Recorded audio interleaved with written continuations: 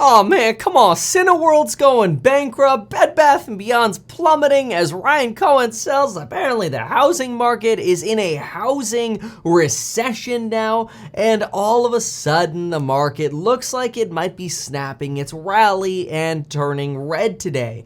Now hopefully the red doesn't last, but we should talk about some catalysts and some things that are going on, including, is retail finally capitulating? After all, we got a ton of options that expire today. In fact, over $1 trillion worth of options expire today. And boy, oh boy, if you think that $1 trillion of options means volatility, you're right. All right, folks, let's get into what the heck is going on. So first of all, it's really important to remember that way back in March and February, we reviewed this particular chart here. Now, this chart looks a little complicated, but basically what it says is when the market's doing poopy-doopy, if there is a recession, you get the black line. If there's no recession, you get the gray line. Now, unfortunately, a feature of the black line is this 3 bear market rally bull trap. It basically means at the circles, the bulls are like, that's it, we hit the bottom, let's get in, and then it goes even lower. And unfortunately, since we technically are in a recession, there's a very good argument that, we might actually have just another bear market rally on our hands. In fact, 55% of you, according to my Twitter poll the other day, said, yeah, no, Kevin, this is just another bear market rally. This is not the sign of the bottom. Anyway, you can follow me on Twitter at RealMeKevin. But it's a little concerning when you actually line it up to what's going on the NASDAQ, because in the NASDAQ here, you see a triple bottom over here on the yellow line. That led to our first bear market rally, which then led to a new low after that. Now we're potentially in the second bull trap, and that means we potentially have one more to go, unfortunately, lower. Now, this is not a guarantee. This is just based on one particular chart from Bloomberg. And quite frankly, there's a super bear over at Bloomberg that even posted something kind of bullish. He posted the following. It's Mr. Macro Man, and posted that, well, dang, after the S&P falls more than 7% in 1 month, but then recovers more than 7% the next month, the average returns after the war era were generally positive. In fact, the 3, 6, let me make sure I got this right. The 1 month, 3 month, 6 months, and 12-month returns were positive in all of the instances that I am highlighting in green here. And so, so on one hand, you got a chart from Bloomberg that says, this could be another bull trap and we could be facing some real issues. And on the other hand, you got this chart here that suggests, well, potentially we could actually be looking at some really nice and juicy returns 1 month, 3 month, 6 months, and 12 months out. Okay, fine. So you got information on both sides. Let's just talk practically for a moment. What led to the plummet of the last bear market rally? Why did we hit a new low? Let's place that or explain that very, very simply. So first of all, we crashed and then we had our bear market rally. But why did we come off of that? Why did we crash after that bear market rally only to go down lower? Well, the reason, in my opinion, had to do with the fact that inflation didn't actually peak in March. See, in March, we got a peak of inflation. And in April, that inflation report went down, which is really, really interesting because if you write March here and April here, you could also say the same thing about June potentially being a higher peak and July showing a slight decline. That led a lot of folks to get excited in July, just like kind of in April. But the problem was when we ended up getting our next CPI release in May, what ended up happening? We actually ended up getting a higher level of inflation. And that same thing could play out now. That is, when we get the August report, which comes out in September for CPI, we could end up seeing another oopsie doopsies. Certainly, if inflation misses, we've got a lot more pain ahead of us. But usually we've got to establish so much pain that it's new pain And it's pain that we haven't experienced before. See, the stock market likes to trend up. If the stock market is just receiving the same information it previously had received, technically it shouldn't have to go lower. But there's something big that could end up pushing the market lower, and you gotta know about it.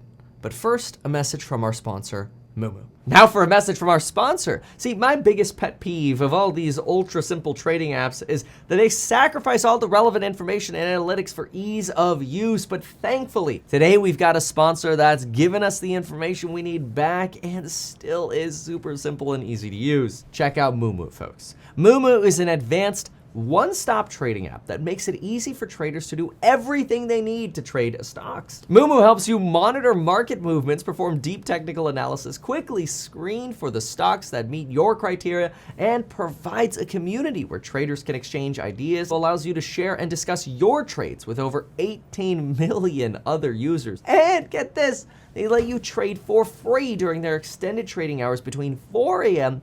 to 8 p.m. This feature is especially useful when companies announce earnings after the market close or before the market open, or when activity in foreign markets impacts United States stock prices. Take advantage of this offer to get up to 11 free stocks, including a free share of Bank of America, when you sign up using my link in the description down below. So the big thing most folks who are bearish are talking about is that the consumer is standing on their last legs. Even though their personal savings rate has actually increased in the second quarter, in all income groups, their incomes have gone up. People's incomes have gone up. Their savings have gone up in the second quarter. Even though that is happening, there's the belief that consumers are taking on way too much debt. And here is a chart of total consumer credit owned, and essentially owed back to the bank, right? This is a potential problem because you can see we're at all-time highs and the consumer credit is exploding, somewhat implying that maybe consumers are actually in distress.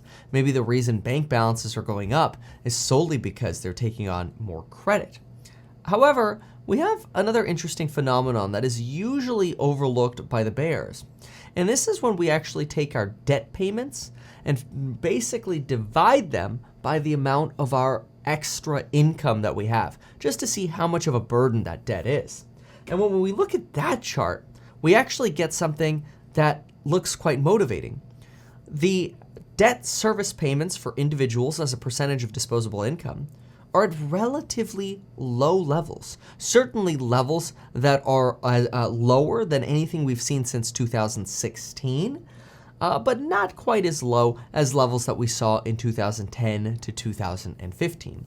But we're at decently low levels, and we haven't seen this level skyrocket to levels that are higher than anything that they've ever been at before. So sure, maybe total debt is increasing, but if people have more disposable income still today because they're getting maybe paid more at their job, maybe the consumer could hold up just fine, and maybe we won't actually end up with the kind of crisis that a lot of folks think is coming, especially to the stock market and the end of this bear market rally.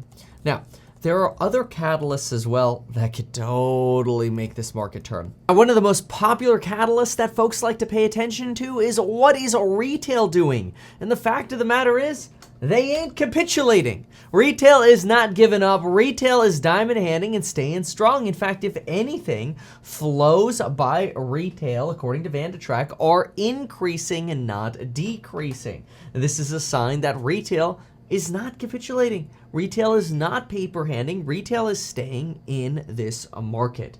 And they continue to be net buyers. In fact, VandeTrack tells us that there has not been a single day that retail has been a net seller in this market. Nope, they have had 0 days of net selling in this drawdown cycle. The net buy is about $1.1 billion in any previous session. And that really only leaves the one catalyst which mostly affects housing, and that is the Federal Reserve's path on interest rates. Right now, markets mostly expect to the tune of 65% that the Federal Reserve is going to come out and do a 50 basis point hike. Well, we've got another month to go before the Fed actually comes out and tells us ultimately what they decide to do. And between now and then, we're going to get a lot of housing data. And this housing data is very fascinating because there are a lot of folks that say if housing wealth goes down, we could actually see a real slowdown in spending, and then we could actually get our earnings recession. Look at Wayfair, look at Kohl's, look at Target. They're struggling with the consumer. Yeah, maybe Tesla and Apple are still doing well today, but maybe they won't in 3 months. So, what is my summary out of all of this? And sort of what's my thought and what would I be thinking about doing? Well, first of all, it's important to remember that I'm not a financial advisor. I'm not certainly your financial advisor. I'm just a guy who makes videos on YouTube. I like to consider myself an educator or a teacher of perspective, but I do have a diamond hand coffee mug with a straw in it, and I'm wearing a t-shirt, so take it all with a grain of salt. But anyway, here's my thought. I think for most folks, any kind of sell-off in this market, especially if we get back to NASDAQ around 318, 320 levels, is an opportunity to buy in to March lows and April lows and lows that we've recently fortunately come out of. Yeah, we did have lower lows in June, but I think it would take a lot of substantial pain for us to really revisit those lows. We had new pain the last time around. Inflation didn't peak on us. That could happen again. We could again be cheering an inflation peak. Commodity prices could skyrocket as there's another energy crisis for whatever reason. One hurricane and oil prices skyrocket again, and there goes inflation again. Owners' equivalent rents for real estate could finally catch up. There are a lot of things that could push this market lower. But personally, I see all of it as I'm long America. Get in on the best companies that you believe in. Stay away from the momentum gamble other than with little bits of money that you're willing to lose. Otherwise, go long America, whether that's a basket of index funds, one index fund, or some of your favorite companies. Hopefully you're somewhat diversified. But the biggest thing for me is get in the market, non-financial advice, so that way hopefully if the stock market does recover at the same time as real estate stays in the gutters, you'll be able to buy real estate. And remember, folks, I've got a coupon expiring August 26th for the amazing programs on building your wealth through real estate, stocks, and more. Check them out, link down below.